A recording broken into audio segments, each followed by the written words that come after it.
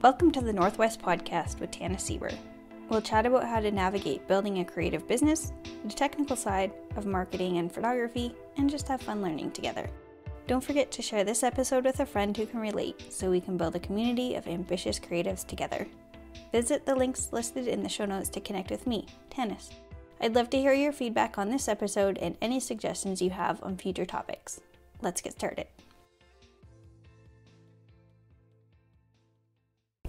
There's a common struggle when it comes time to get marketing content out into the world, and that's the question of what to share.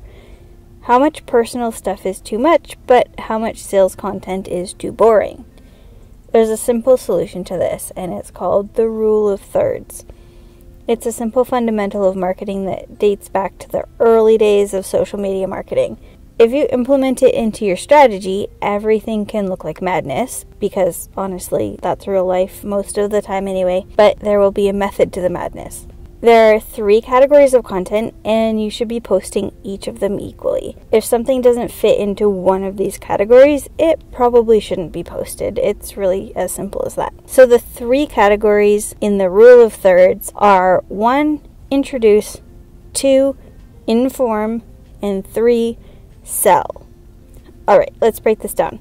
So 1, the purpose of the first category is to introduce yourself to your potential clients.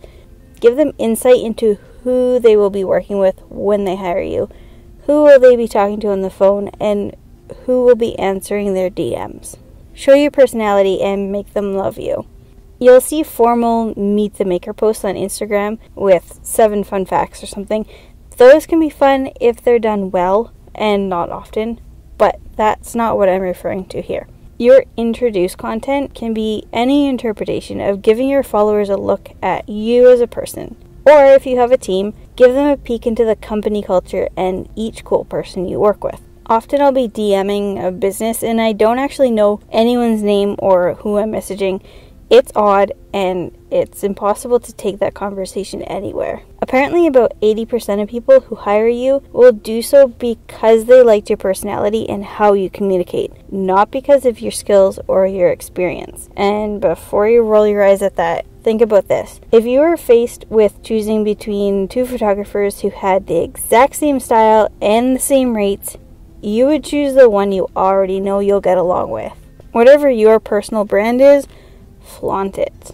Not showing the person behind your business makes you seem like a stranger, and we all avoid giving strangers money. It's kind of our thing. Alright, category 2. You may think you're doing this one, but I can almost guarantee you actually aren't. Inform everyone on what you do. If you were to ask a friend or follower right now, what do I do? They probably can't tell you very accurately. A third of your content should be focused on just telling people what your business does. The best way to do this is to share only your ideal project. You want people to talk about you and refer you to their friends. When you make it crystal clear what you do, they'll be able to just repeat what you've told them and get the right message across. Word of mouth is your best friend. Don't be afraid to brag a little and simply talk about what you're good at. Your followers already think you're great. They'll be proud of your accomplishments. 3, the third and final category is to make the sale. This one is the hardest for creative business owners. I don't have to explain why. You know, the way we think of sales feels cold and fake. We want to focus on just being really good at our craft, so when we think of sales, we run far, far away and plug our ears. But guess what? You have a whole community of people just waiting to support you in your business. But they can't do that if they don't know how. So give them the map to get there. Be that GPS lady that just tells them where to go and what to do. But don't get this confused with promotions and posts that say, buy now. These posts get old really fast. You want to create organic content that nudges people who are already ready to hire you in the right direction. We'll go over more specifics in another episode because this is important and I see it done badly so often. It's a challenge to get it right. I get it. Some simple things to do are just to post instructions on how to hire you. Make it fun, obviously, and share links directly to your booking page. So now you have the framework, but how is it actually working? Okay, there's 2 things it does for you. First, it automatically creates a sales funnel. You target each category of people in their stage of readiness to buy from you. So the newcomers will get to know you, so they want to follow you. Your followers, who already think you're great, will know all about what you do, so they'll want to hire you. And your fans, who love what you do, will have that final nudge they need to make the deal. You're bringing each person down the path to working with you without feeling salesy. The final piece of the puzzle is having a website to send them to, but that's another conversation for another day. The second thing it does for you is it totally takes the guesswork out of content planning. You'll just know where you've been oversharing or where you've been undersharing. You can even go so far as to be structured and make it on the nose and literal. Here's an example of an ideal schedule just to picture it. You would post 3 times a day to your stories. Once, a selfie or a video of you talking about what you're excited about working on that day. Second, a nice photo of the main product that you're selling or a behind the scenes of you providing your service. So either you or your product in action. And third, a link to your website.